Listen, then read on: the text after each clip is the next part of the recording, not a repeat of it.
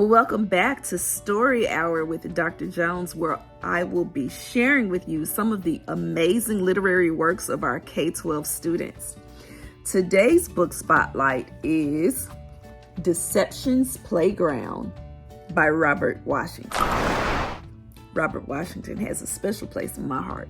It's my son.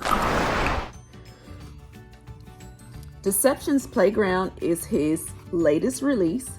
This is his 7th book, and he tried a new genre this time around. He wrote a mystery, and it is a thriller. Do you hear me? His first book, Window, was written when he was 12 or 13 years old, and his writing has just advanced throughout the years. Let's get into Deception's Playground. Chapter 1. Tiffany screamed in utter despair and terror for her life. Her husband, Timothy, was sitting on the reclining couch when he heard Tiffany scream. He was browsing through Prime, trying to find a movie to watch.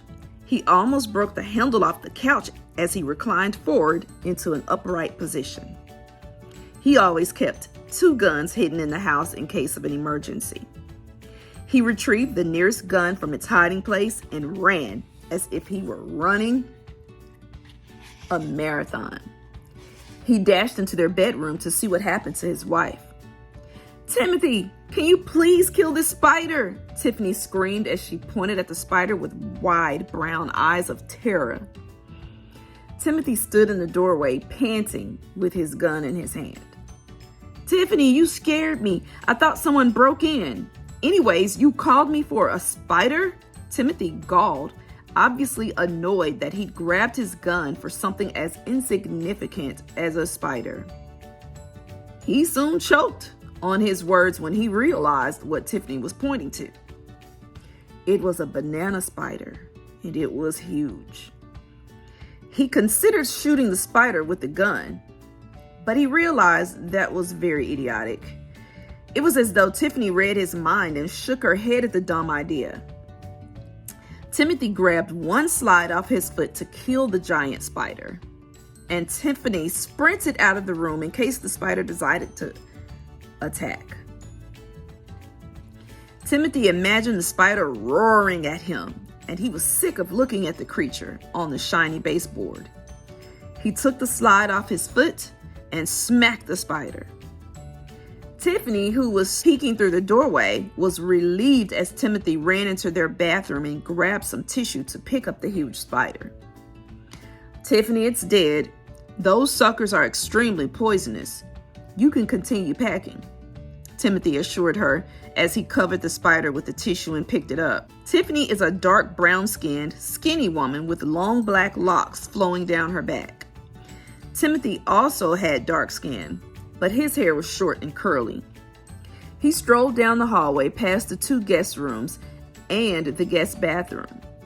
Timothy walked to the garbage can that was in the kitchen and disposed of the spider. He then walked back to their bedroom and leaned on the door frame. "Are you sure you can't attend this wedding with me?" Tiffany asked as she zipped up her suitcase.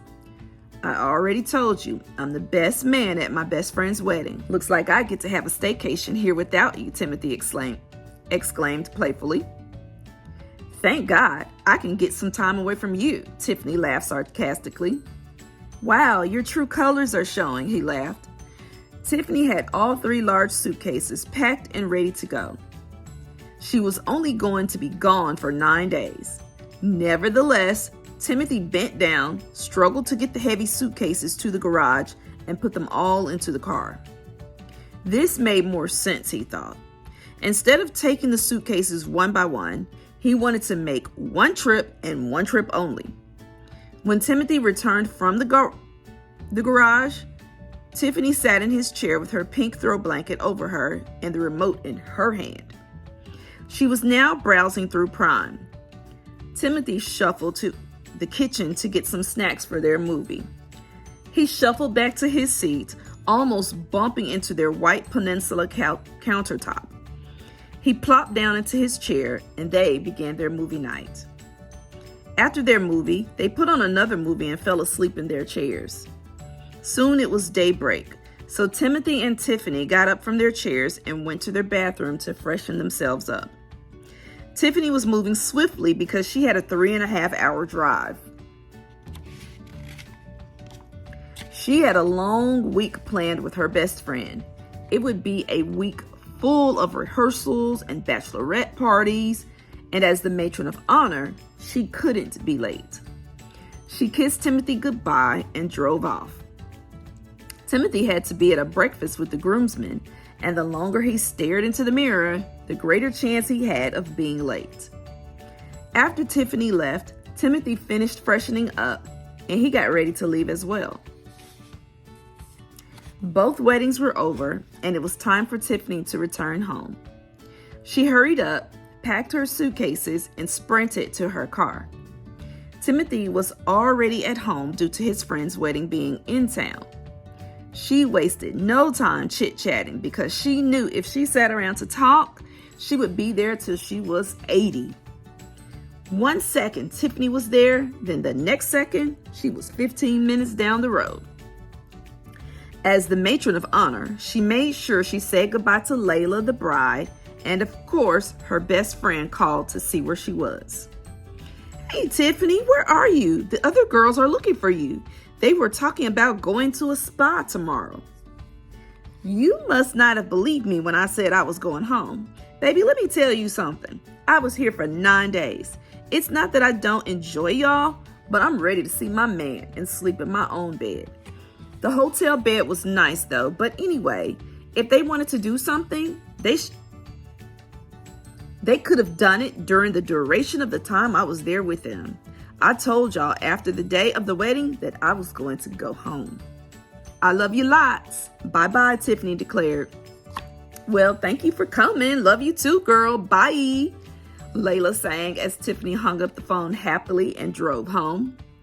Layla understood where Tiffany was coming from, and she was just happy that she could see her friend again.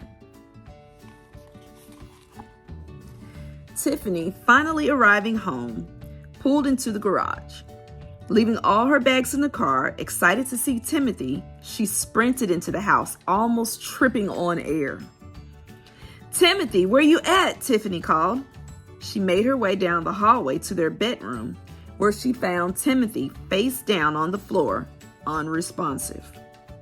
She checked to see if he had a pulse, and he did, but he was not responding to her. Tiffany reminded herself to keep calm and not make any sudden movements or hyperventilate.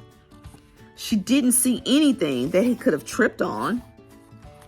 All she noticed was some food in a to-go box, and the TV was still on. She didn't know how long he had been on the floor, but she immediately got her phone out to dial 911. After what felt like years for Tiffany, the paramedics and the police finally arrived. Timothy, who was still unresponsive, was now being loaded into the ambulance. The police wanted to ask Tiffany a bunch of questions, and she didn't have time for it. "Miss, was there anything out of the ordinary or suspicious when you arrived home?" asked the policeman. "I don't know, and I'm not sure. The other officer asked me the same thing. I just came home from the wedding and came in to find my husband on the floor unconscious, not responding to my calls or anything," Tiffany answered distraughtly. So we're going to stop here. If you want to know what happens next in Deception's Playground, you can order this book online from the publisher at uniquehouse.org. This book is available at uniquehouse.org. All of Robert Washington's books can be purchased online anywhere you can buy books.